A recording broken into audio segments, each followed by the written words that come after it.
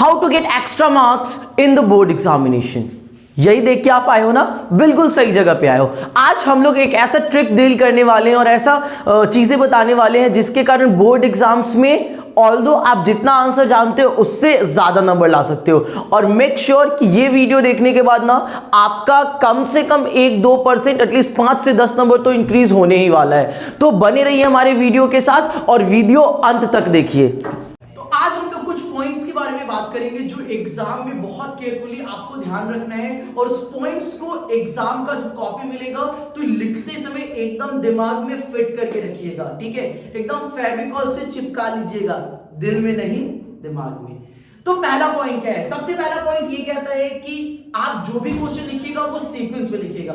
ज्यादातर बच्चे क्या करते हैं, जैसे मान लो कि आपके एग्जाम पेपर में 3 सेक्शन है तो सी वाले सेक्शन को पहले लिखते हैं, बी वाले को बाद में, ए को लास्ट में, या बी वाले को पहले, ए को बाद में, फिर ये। आपको इस सीक्वेंस में बिल्कुल नहीं जाना है, आपको प्रॉपर सीक्वेंस में जाना है। क्वेश्चन नंबर 1 2 3 4 5 6 7 8 9 10 जैसे उस सीक्वेंस में जाना है। लेकिन यहाँ पे एक प्रॉब्लम है। प्रॉब्लम क्या है कि व्हाट इफ अगर मान लीजिए क्वेश्चन 1 नहीं आ रहा है, क्वेश्चन 1 टफ लग रहा है, तो 1 पे लगे रहेंगे? ऐसा बिल्कुल नहीं करना है। अगर क्वेश्चन 1 नहीं आ रहा है तो उसका अप्रॉक्सीमेट एक दे दीजिएगा कि 1 पेज 2 पेज 3 पेज जितना हो वो उतना पेज अंदाजन छोड़ दीजिएगा, फिर आगे बढ़ जाइएगा, ठीक है। सेम वैसे ही कीजिएगा, बहुत ज्यादा क्वेश्चन स्किप नहीं कीजिएगा, इसी से एटलीस्ट सीक्वेंस में रहेगा। सीक्वेंस में रहने से फायदा ये है कि जब एग्जामिनर आपका कॉपी चेक करेंगे तो प्रॉपर सीक्वेंस में रहेगा, ये पॉजिटिव इंपैक्ट बनाएगा जिससे एग्जामिनर आपके वे ऑफ राइटिंग से इंप्रेस हो सकते हैं, जिससे आपका नंबर डिडक्ट नहीं हो सकता है। नेक्स्ट हमारा क्वेश्चन है टाइम मैनेजमेंट। एग्जाम में सबसे ज्यादा प्रॉब्लम टाइम मैनेज करने को होता है, क्योंकि एग्जाम में आप क्वेश्चन जानते तो हो कैसे सॉल्व होता है, लेकिन टाइम के कारण कुछ क्वेश्चन छूट जाता है। इसका सबसे बेटर उपाय है क्या है कि हम लोग ना जब भी आपको क्वेश्चन पेपर मिले तो उसको सेक्शन वाइज डिवाइड कर लो, अपने टाइम को सेक्शन वाइज टाइम डिवाइड करो और उससे 2-4-5 मिनट ऊपर नीचे चले, लेकिन बहुत ज्यादा टाइम वेस्ट नहीं करना। नहीं तो अक्सर प्रॉब्लम क्या होता है ना कि बच्चे एक ही सेक्शन में बहुत ज्यादा टाइम दे देते हैं, जिसके कारण वो पैनिक हो जाते हैं और बाद में आता हुआ क्वेश्चन भी सॉल्व वो नहीं कर पाते हैं। तो आपको टाइम मैनेजमेंट करना है, सेक्शन के अकॉर्डिंग अपना टाइम डिवाइड करना है कि इतना टाइम हमको इस सेक्शन पे देना है, इतना टाइम इस सेक्शन में देना है। उस टाइम पीरियड में अगर वो आप कंप्लीट कर लिए तो बहुत सही है, अगर 2-4-5 मिनट लगेगा कंप्लीट हो जाएगा तो आप दीजिए, अदरवाइज बहुत ज्यादा टाइम लगेगा उसको स्किप कीजिए, दूसरे क्वेश्चन पे आइए, ठीक है।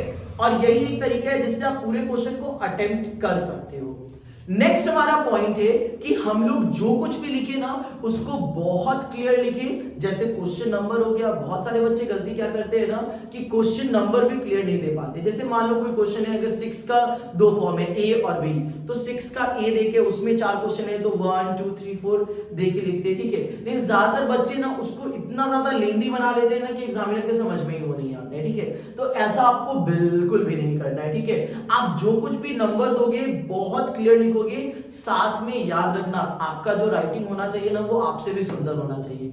अगर मान लो आपका राइटिंग सुंदर नहीं है तो आप क्या कर सकते हो, राइटिंग सुंदर नहीं है कोई प्रॉब्लम नहीं है, एटलीस्ट आप क्लियर लिखिएगा कि एग्जामिनर को ना आपने जो कुछ भी लिखा है वो क्लियर समझ में आए, ठीक है। और जितना ज्यादा एग्जामिनर को समझ में आएगा आपको नंबर ज्यादा मिलने के चांस ज्यादा हो। नेक्स्ट हमारा पॉइंट है जिसमें आपको क्या करना है, डोंट ओवरराइट। अब डोंट ओवरराइट बोलने का क्या मतलब है, ज्यादातर बच्चे क्या होते हैं कि एग्जाम में अगर आप गलती कर रहे हो तो गलती करने के बाद क्या है ना, वो उसको काटते नहीं, उसको ड्राइंग बना दे, पूरा एकदम घस-घस के एकदम मानो कि चेहरा बना दे। वो गलती आपको बिल्कुल नहीं करना है। अगर गलती से ओवरराइट हो भी जाता है तो आपको कुछ नहीं करना है, आपको एक कटिंग का दे देना है, बस एक, ऐसा नहीं कि पूरा एकदम घसने लगना, एक कटिंग का दे देना है दांत से, और फिर आगे देखना है। कोशिश करना है कि बार बार ऐसा काम नहीं हो, एक आध बार चलता है कोई इशू नहीं है, ठीक है। चलते हैं नेक्स्ट पॉइंट की तरफ, that is attempt all the question even though you don't know the answer, proper answer, ठीक है। आपको नेक्स्ट क्या करना है ना, अगर कोई क्वेश्चन है, बच्चे गलती क्या करते हैं, अगर कोई क्वेश्चन नहीं आता है तो उसको छोड़ के आते हैं, ये गलती आपको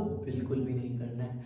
आपको हर एक क्वेश्चन को अटेम्प्ट करना है, अगर आपको प्रॉपर आंसर नहीं भी आता है फिर भी अटेम्प्ट करना है। अब ये क्या बात हुई, प्रॉपर आंसर नहीं आता है फिर भी अटेम्प्ट करना।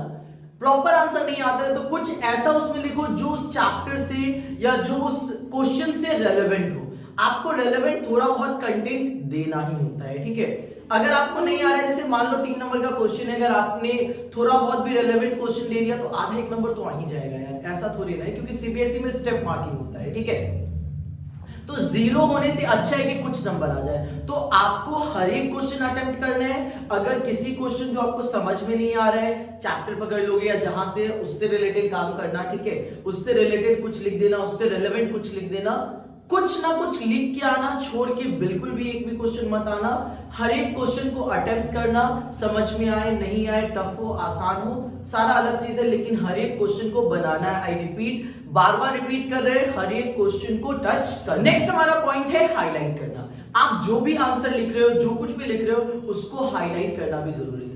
क्योंकि होता है क्या ना कि हम लोग सिंगल पेन से लिखते हैं, ठीक है, वो सेम कलर में रहता है। बहुत बार कुछ ऐसी इंपॉर्टेंट चीजें होती है ना जिसको नजर आना चाहिए, वो आ नहीं पाता है, क्योंकि कंटिन्यू हम लिखने जाते हैं, कोई हाईलाइट नहीं करता है। तो इसीलिए जो इंपॉर्टेंट चीज हो उसको हाईलाइट कीजिए। अगर आपके पास ब्लैक ब्लू ऐसे चल सकता है, अगर ब्लैक ब्लू से करना है तो आप कर लीजिए, नहीं तो आप कोई एक सिंगल कलर पेन से लिख रहे हो तो उससे भी आप हाईलाइट कर सकते हो जो भी इंपॉर्टेंट पॉइंट है।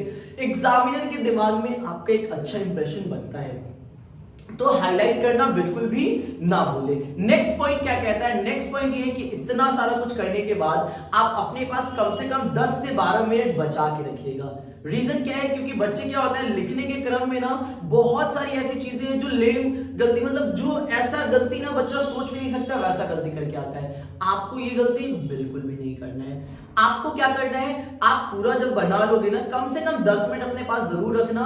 उस 10 मिनट में आपको क्या करना है, सबसे पहले क्वेश्चन नंबरिंग मिलाना कि सीक्वेंस में है या नहीं, सही क्वेश्चन है कि नहीं, टोटल क्वेश्चन अटेम्प्ट हुआ है या नहीं हुआ है, कहीं पे स्पेलिंग एरर, कहीं पे और कुछ छोटे मोटी गलती है, वो जल्दी जल्दी रिवाइज कर लेना। अगर कुछ ऐसा मिस्टेक है तो आप उसको सही कर लेना, क्योंकि अक्सर ऐसा देखा जाता है ना कि बच्चे बहुत लीम गलती करके आते हैं, बहुत ऐसा गलती जो सोच भी नहीं सकता, बहुत इजी गलती करके आते हैं। तो इसको आपको ये करना है। इसके साथ बोनस एक और पॉइंट है कि क्या करें जब एग्जाम में बहुत टफ क्वेश्चन आ जाए।